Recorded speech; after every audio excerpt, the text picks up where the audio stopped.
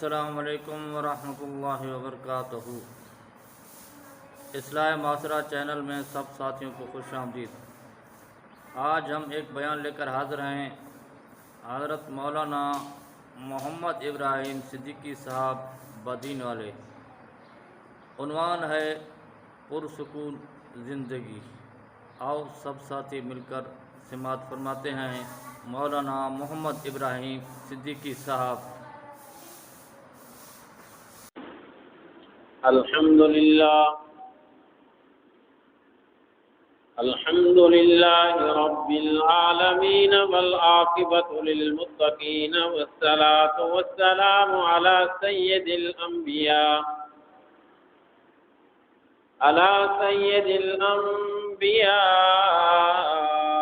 والمرسلين،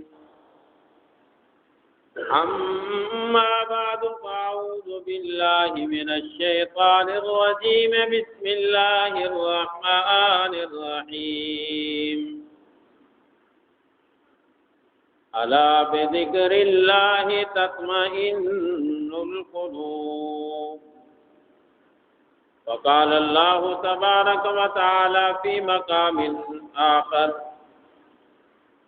في شان حبيبه، إن الله وملائكته يصلون على النبي يا أيها الذين آمنوا صلوا عليه وسلموا تسليما، اللهم صل على محمد وعلى آل محمد كما صليت على إبراهيم وعلى آل إبراهيم إنك حميد مجيد، اللهم بارك على محمد وعلى آل محمد كما باركت على إبراهيم وعلى آل إبراهيم إنك حميد مجيد۔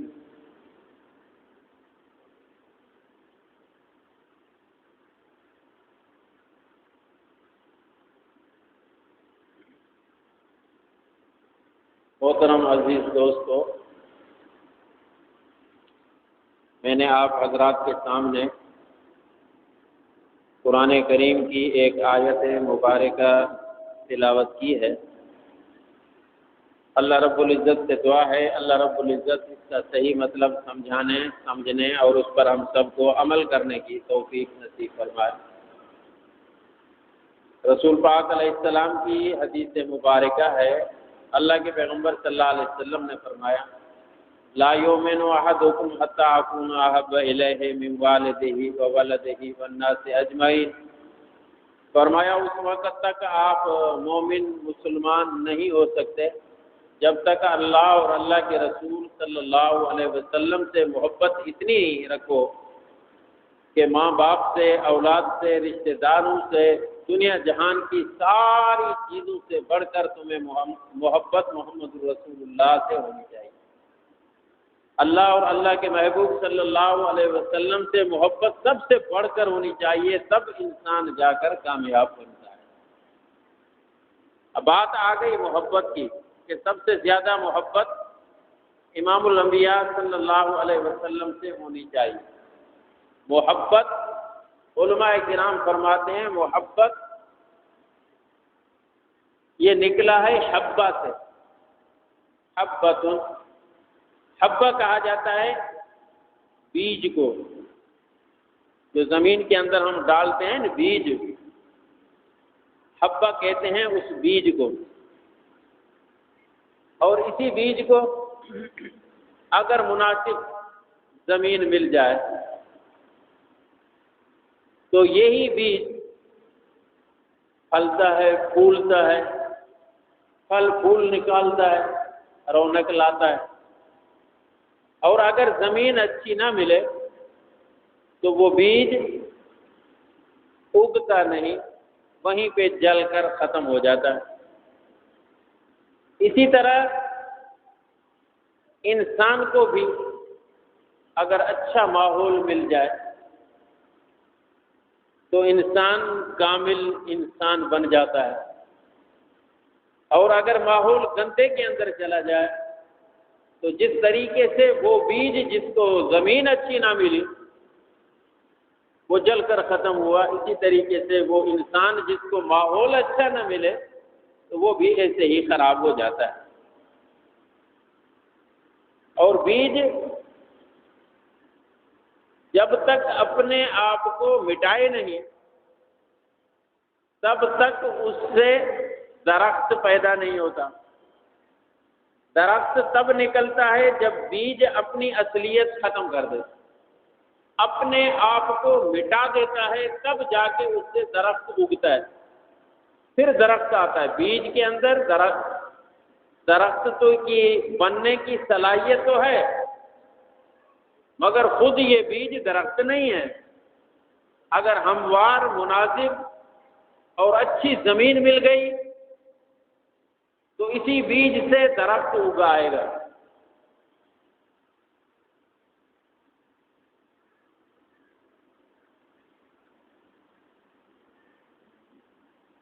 تو یہ بیج اپنی اصلیت مٹائے گا، تب جا کر اس کے اندر ہریالی آئے گی۔ ہے تو ویسے چھوٹا، مگر جب اپنے آپ کو مٹاتا ہے تو بڑا درخت نکل آتا ہے۔ اس کو دوسری مثال سے میں آپ کو سمجھاؤں کہ ایٹم ہے، ایٹم بم۔ ویسے ایٹم ہے تو چھوٹا، مگر جب وہ اپنی اصلیت ختم کرتا ہے، پھٹتا ہے، تو شہروں کے شہر جلا کر راکھ کر دیتا ہے۔ اس کی طاقت تب ہے جب وہ اپنے آپ کو ختم کرے۔ جب تک وہ اپنی اصلی حالت میں پڑا ہے تو اس کی کوئی طاقت نہیں ہے۔ طاقت اس کے اندر تب آتی ہے جب وہ اپنے آپ کو فنا کرتا ہے، ختم کرتا ہے۔ اسی طریقے سے انسان جب تک اپنے آپ کو مٹائے گا نہیں تو اس کی طاقت ظاہر نہیں ہوگی۔ جب انسان اپنی میں کو ختم کر دے، بڑائی، تکبر، غرور، ساری چیزیں فنا کر دے، اپنے نفس کو مار دے،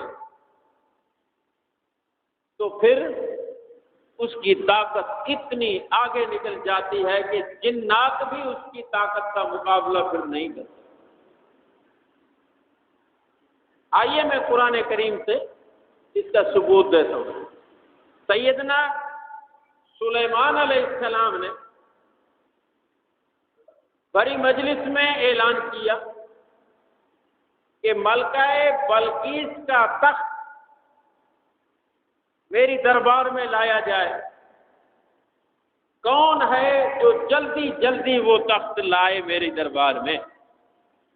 اللہ کا قرآن کہہ رہا ہے، قال عفریت من الجن،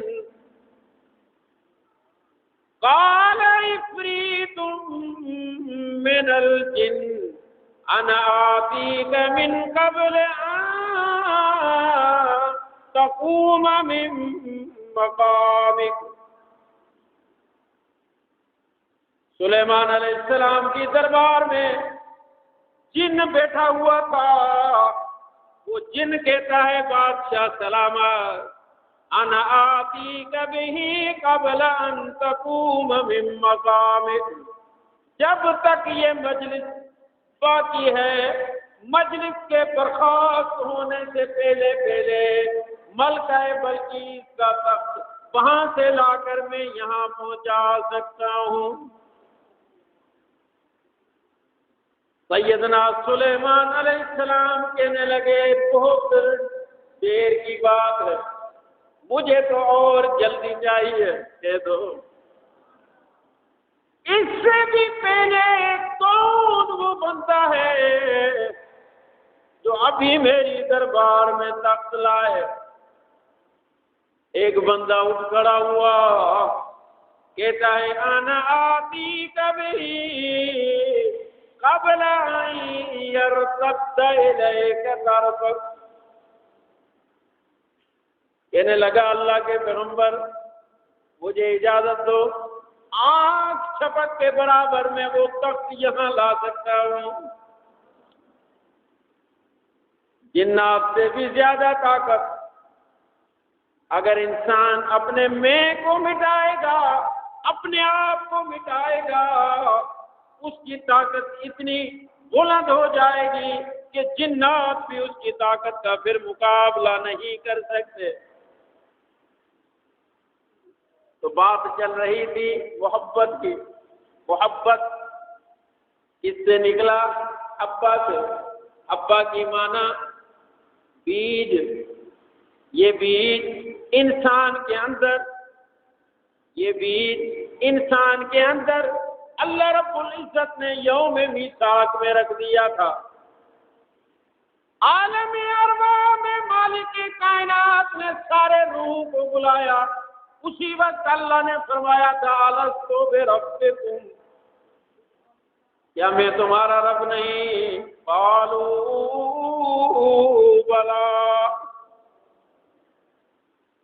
عالم ارواح میں اللہ نے جب روحوں کو جمع کیا، ابھی تک زمین نہیں، آسمان نہیں، سورج نہیں، چاند نہیں، ستارے نہیں، کائنات کی کوئی چیز موجود نہیں۔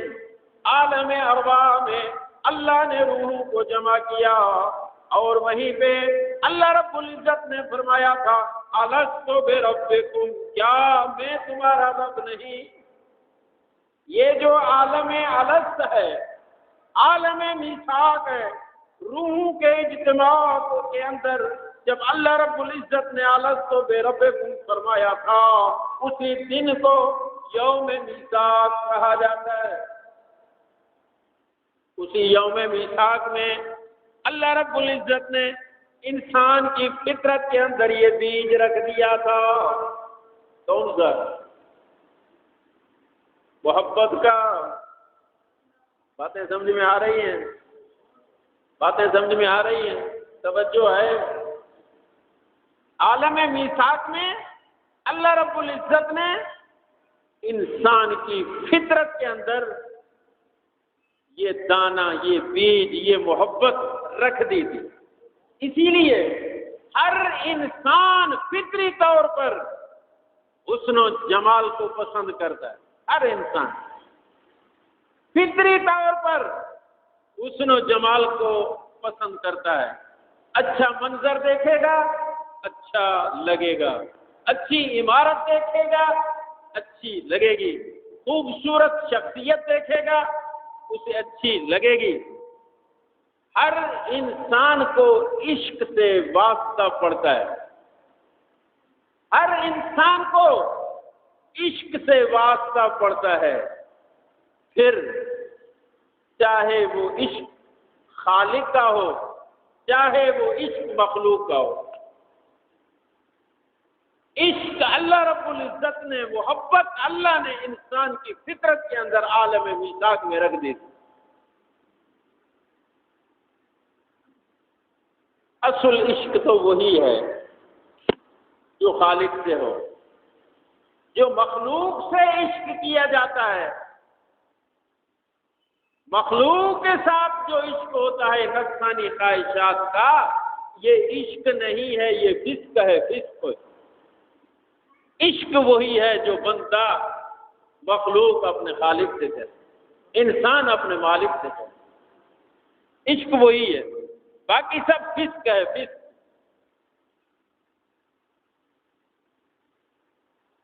یہی وہ عشق ہے جب بندہ اپنے مالک سے لو لگائے۔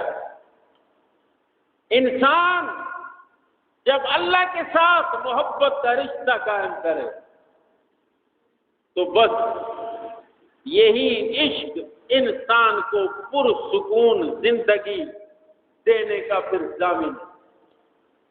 جو انسان چاہتا ہے میں پرسکون زندگی گزاروں، اس بندے کو چاہیے اپنے مالک کے ساتھ لو لگائے، اپنے مالک اور خالق کے ساتھ محبت کرے، عشق کا تعلق اپنے مالک کے ساتھ جوڑ دے، پھر وہ انسان دنیا کے اندر پرسکون زندگی گزارے گا۔ آج ہر بندہ پریشان ہے کہ نہیں؟ بولتے نہیں؟ میرے خیال میں آپ کو کوئی پریشانی نہیں، آپ سارے پرسکون ایسے نا؟ ہر بندہ پریشان، ہر بندہ پریشان، سکون کی تلاش میں لگا ہوا کہ مجھے سکون مل جائے، مجھے سکون مل جائے، ہے ہر بندہ پریشان۔ پھر سکون کی تلاش کے لیے کسی نے اقتدار حاصل کرنے کا رخ کیا کہ مجھے اقتدار مل جائے گا، مجھے وزارتیں مل جائیں گی، مجھے حکومت مل جائے گی تو مجھے سکون نصیب ہوگا۔ کسی نے اچھے سے اچھا گھر بنانے کی کوشش کی کہ مجھے سکون تب ملے گا جب میں کرائے والے گھروں میں رہنا چھوڑ دوں، اپنا عالیشان محل بناؤں، اپنی عالیشان عمارت بناؤں، پھر مجھے سکون ملے گا۔ وہ سکون کی تلاش میں عالیشان قسم کا گھر بنانے کی کوشش میں لگا ہوا۔ کوئی بندہ چاہتا ہے کہ مجھے سکون ملے، اور پھر اس نے دنیا اور دولت کو جمع کرنا شروع کیا کہ دنیا اور دولت اگر میرے پاس آئے گی تو مجھے سکون بھری زندگی نصیب ہوگی۔ اور کوئی بندہ سمجھتا ہے کہ مجھے سکون تب ملے گا جب میں اپنی جنسی خواہش کو پورا کروں گا۔ پھر جنسی خواہشات پورا کرنے کے لیے وہ نکل پڑتا ہے، اور کوئی بندہ سکون حاصل کرنے کے لیے منشیات استعمال کرتا ہے کہ مجھے سکون ملے، مگر ہم نے دیکھا پھر بھی سکون نہ ملا۔ ایک آرزو ختم نہیں ہوتی، دوسری آرزو جنم لینا شروع کر دیتی ہے۔ انسان پریشانیوں کے اندر ہی زندگی گزارتا جا رہا ہے۔ حضرت تھانوی رحمت اللہ علیہ نے ایک لطیفہ ذکر کیا ہے۔ وہ فرماتے ہیں کہ ایک بندہ تھا، وہ اللہ رب العزت کی دربار میں دعا کیا کرتا تھا، یا اللہ مجھے خضر علیہ السلام ملا دے، یا اللہ مجھے خضر علیہ السلام کے ساتھ ملاقات کروا دے۔ مسلسل دعائیں کرتا رہا۔ ایک دن اس کی خضر علیہ السلام سے ملاقات ہو گئی۔ جیسے ہی خضر علیہ السلام سے ملاقات ہوئی تو اس نے خضر علیہ السلام کو کہا میرے لیے دعا کرو کہ دنیا اور دولت مجھے اتنی مل جائے کہ میں راحت حاصل کروں، بے فکر ہو جاؤں۔ تو حضرت خضر علیہ السلام نے فرمایا بیٹا دنیا کے اندر راحت ہے ہی نہیں۔ وہ کہنے لگا نہیں، مجھے دنیا چاہیے، اتنی دنیا ہو کہ میں بے فکر ہو کر پرسکون زندگی گزاروں۔ حضرت خضر علیہ السلام نے اسے سمجھایا، مگر وہ ضد پہ اڑا ہوا۔ ان کا اصرار کہ نہیں بس میرے لیے آپ دعا کر دو، ہاتھ اٹھا لو۔ حضرت خضر علیہ السلام نے فرمایا پھر ایسا کرتے ہیں کہ 3 دن کی میں تمہیں مہلت دیتا ہوں، تم جاؤ گھومو پھرو، کوئی ایسا بندہ تلاش کرو جو پرسکون زندگی گزار رہا ہو، پھر میرے پاس آؤ کہ مجھے کہو، مجھے بتاؤ کہ فلاں بندے جیسا دعا کرو اللہ مجھے بنا دے، میں تیرے لیے دعا کر دوں گا۔ اس نے کہا ٹھیک ہے، یہ اچھی بات۔ اس نے تلاشی شروع کر دی، کبھی اس طرف کبھی اس طرف، کبھی اس شہر میں جائے کبھی اس شہر میں، کبھی اس ملک میں کبھی اس ملک میں، بھاگتا دوڑتا۔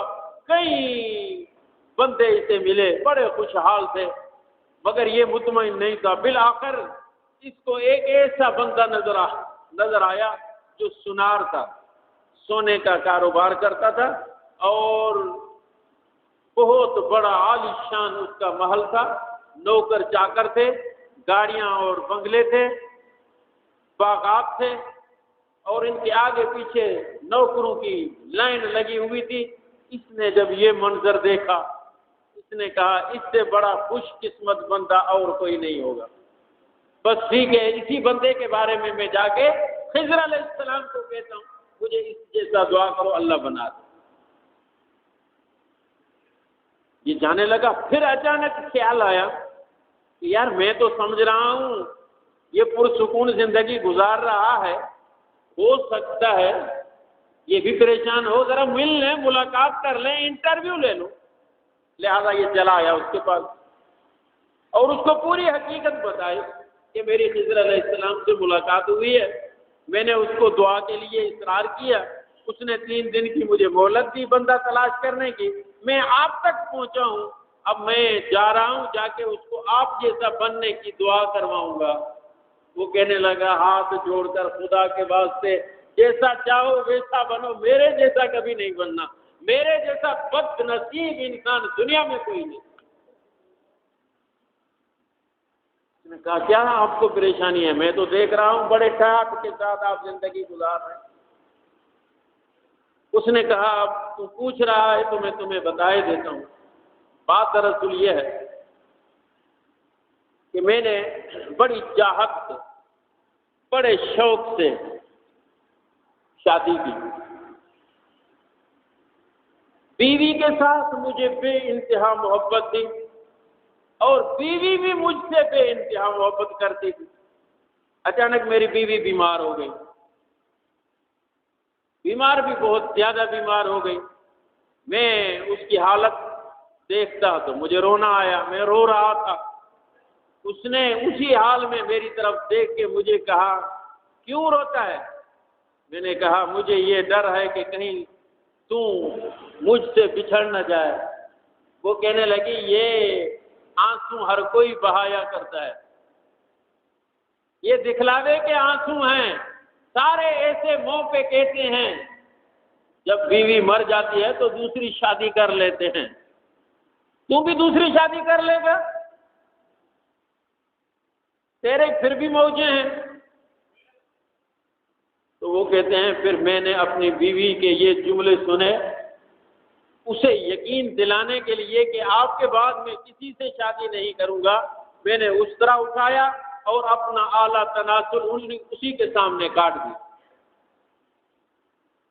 اور خدا کی شان، کچھ دنوں کے بعد میں تو ٹھیک ہو گیا، وہ بھی ٹھیک ہو گئی، میں بھی ٹھیک، وہ بھی ٹھیک۔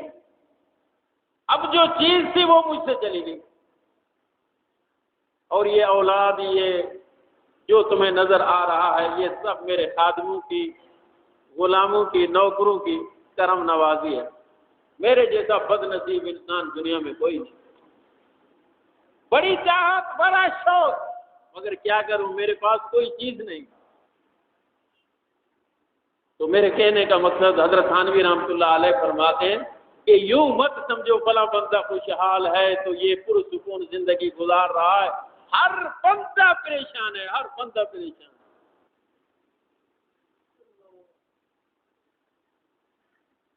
اس پریشانی کو ختم کرنے اور سکون حاصل کرنے کے لیے یورپ نے بڑے زور لگائے، جنسی خواہشات کی مکمل آزادی دے دی۔ اس نے مجھے آج بات کرنے کے اندر مزہ نہیں آ رہا، اس لیے کہ بات کرنے میں مزہ تب آتا ہے جب سننے والے ذوق و شوق کے ساتھ سن رہے ہوں۔ مجھے محسوس ہو رہا ہے کہ جیسے آپ بور ہو رہے ہوں۔ بور تو نہیں ہو رہے؟ ہاں، تو زور سے ایک مرتبہ درود شریف پڑھ لیں۔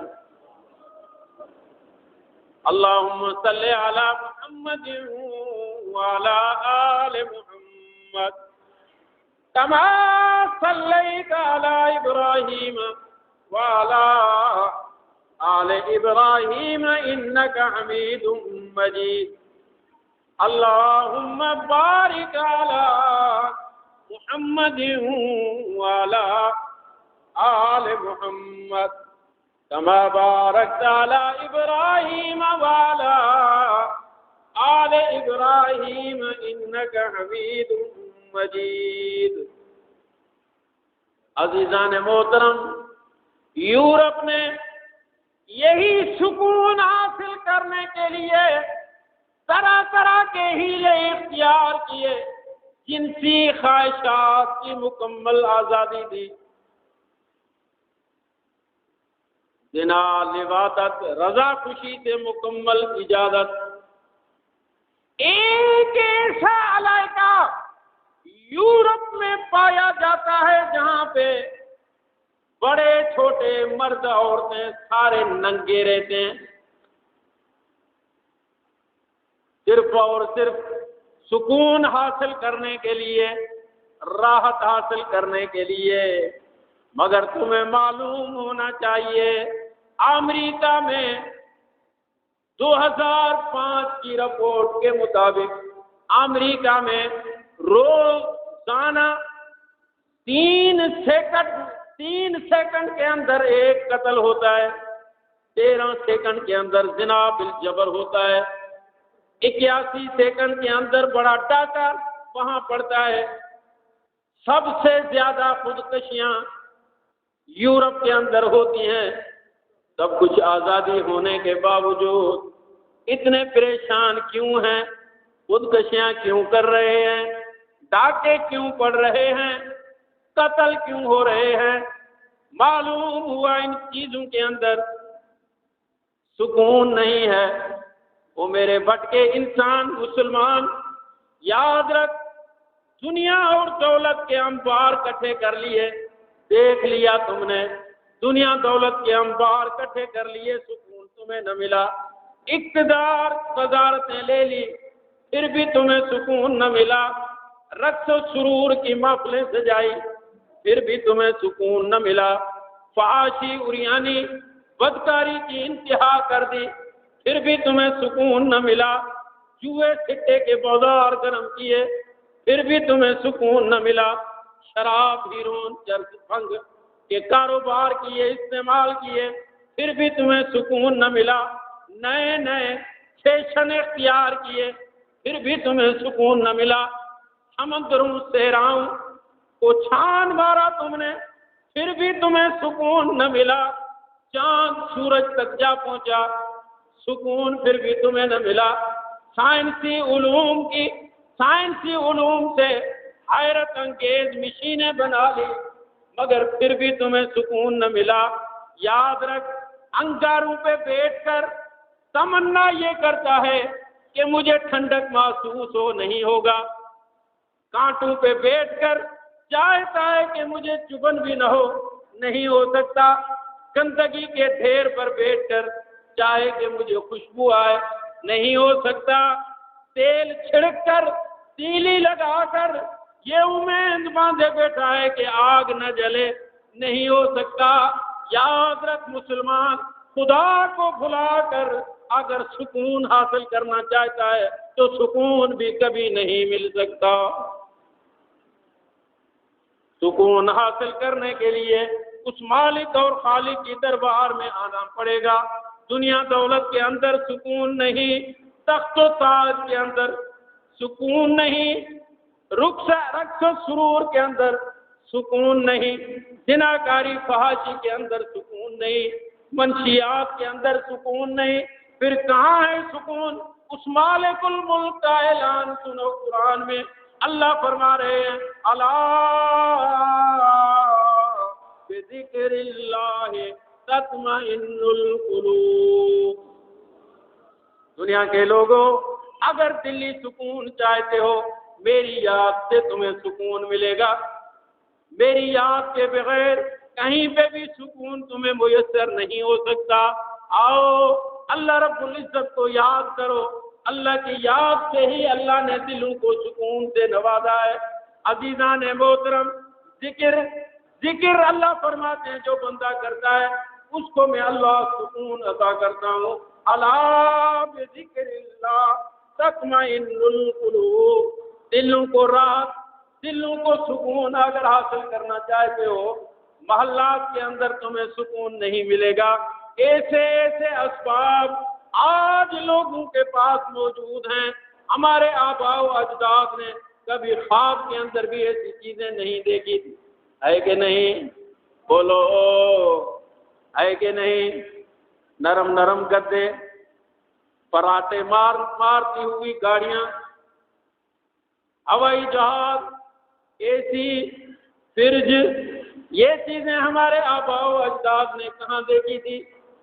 اسباب راحت تو سارے موجود ہیں، مگر راحت نام کی کوئی چیز آج موجود نہیں۔ آپ لوگوں نے یوں سمجھ رکھا ہے کہ اقتدار ملے گا تو سکون ملے گا، حکومت آئے گی تو سکون ملے گا، دنیا دولت ہمارے پاس آئے گی تو سکون ملے گا، جنسی خواہش پوری ہوگی تو سکون ملے گا۔ یاد رکھو ان چیزوں کے اندر اللہ رب العزت نے سکون نہیں رکھا۔ یہ اسباب تو ہیں راحت کے، مگر راحت یہ چیز نہیں ہے۔ ان کی مثال میں آپ کو یوں سمجھاؤں کہ ایک چیز ہے، دھوپ کے اندر آپ کھڑی کر دو، اس کا سایہ ہوگا۔ یہ اسباب بے منزل سایے کے ہیں، آپ اس سایے کے پیچھے دوڑے دوڑے پھر رہے ہو، وہ چیز ادھر جاتی ہے، سایہ ادھر چلا جاتا ہے، دوڑ کر پھر سایے کو پکڑتے ہو، آپ سایے تک پہنچتے ہو تو چیز دوسری طرف چلی جاتی ہے۔ بہترین اس کا حال یہی ہے، اصل چیز کو پکڑو، اصل چیز تمہارے ہاتھ میں آئی تو سایہ کدھر بھی نہیں جائے گا۔ اگر سکون حاصل کرنا چاہتے ہو مالک الملک کی دربار میں آ جاؤ۔ افلاطون نے سیدنا موسیٰ علیہ السلام کو عرض کی، اے موسیٰ ایک سوال کا جواب دو۔ سیدنا موسیٰ کلیم اللہ نے فرمایا بتاؤ۔ افلاطون کہنے لگے موسیٰ یہ بتاؤ، آسمان کمان ہو اور مصائب مصیبتیں تکلیفیں پریشانیاں یہ تیر ہوں، آسمان کمان ہو پریشانیاں تیر ہوں، مارنے والا اللہ رب العزت ہو، پھر بتاؤ وہاں سے بچنے کی کیا صورت ہے؟ نہیں سمجھے بات؟ افلاطون کہنے لگے موسیٰ علیہ السلام کو، موسیٰ مجھے ایک سوال کا جواب دو کہ آسمان اگر کمان ہو، پریشانیاں مصیبتیں اور تکلیفیں یہ تیر ہو، چلانے والا اللہ ہو، اسے کیسے بچا جائے؟ سیدنا موسیٰ کلیم اللہ نے جواب دیا، فرمایا تیر چلانے والے کے برابر میں کھڑے ہو جاؤ۔ ہے کہ نہیں؟ تیر چلانے والے کے برابر میں کھڑے ہو جاؤ تو جتنا ہو سکے اللہ کے قریب آؤ۔ الا بذکر اللہ تطمئن القلوب، اللہ کی یاد سے، اللہ کے ذکر سے ہی بندوں کو سکون میسر ہوتا ہے، دلوں کو سکون میسر ہوتا ہے۔ اللہ تعالیٰ سے دعا ہے اللہ رب العزت ہم سب کو اپنا قرب نصیب فرمائے۔ وما علینا الا البلاغ۔ سنت